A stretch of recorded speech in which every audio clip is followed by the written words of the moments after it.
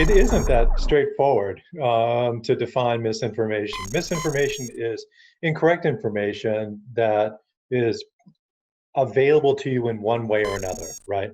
But it can be much more complex. Sometimes misinformation, somebody just makes a mistake and gives an incorrect bit of information, and you may or may not add that into your knowledge base.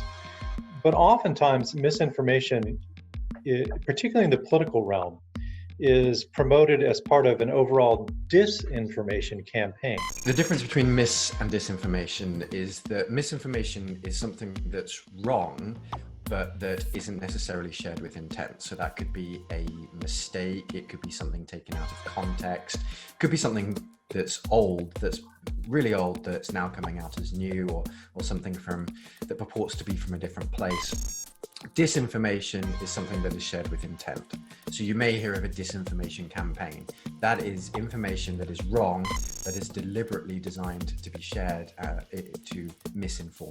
And in a disinformation campaign, somebody is putting some true stuff and mixing it together with some false stuff, all with some goal of trying to manipulate you into doing something, either voting for a candidate or against a candidate, or even just not voting sometimes, just say that it really doesn't matter.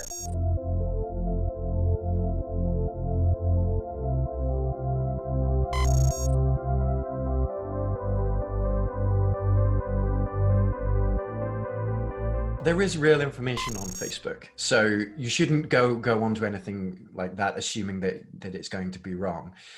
What you need to do though is understand that you are being served content via an algorithm. You're being served content that is deliberately being sent to you because you would want to read it. This is something that you might be interested in based on your previous activity. And therefore you might not get the whole picture. So you might not get things that are completely wrong, but you may not get the best picture of what is actually accurate. When you encounter some misinformation or part of a disinformation campaign, you may then share that information on social media, or talking to other people, but more frequently on social media, and then you become an agent spreading that misinformation further. And you're an unwitting agent, because it's not like you're intentionally trying to mislead people necessarily. You just encountered something that seems meaningful to you, and you then share that, but now you've shared something that is part of a disinformation campaign, and you're making the world a less clear place. We know what to look for.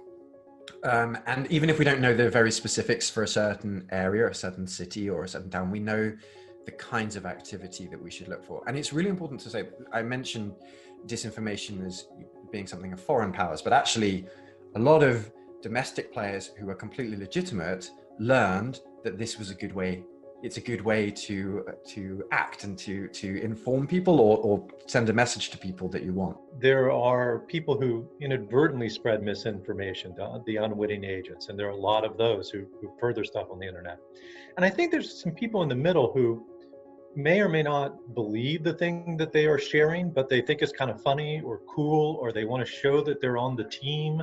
And so they're, sort of, I'm on Team Trump, or I'm on this team.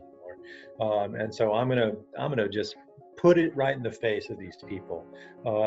And so I don't know if they actually believe everything that they're sharing, or disbelieve things that they're sharing, or if they're just sort of like, it's your way of showing that I'm part of the team, I'm part of the group.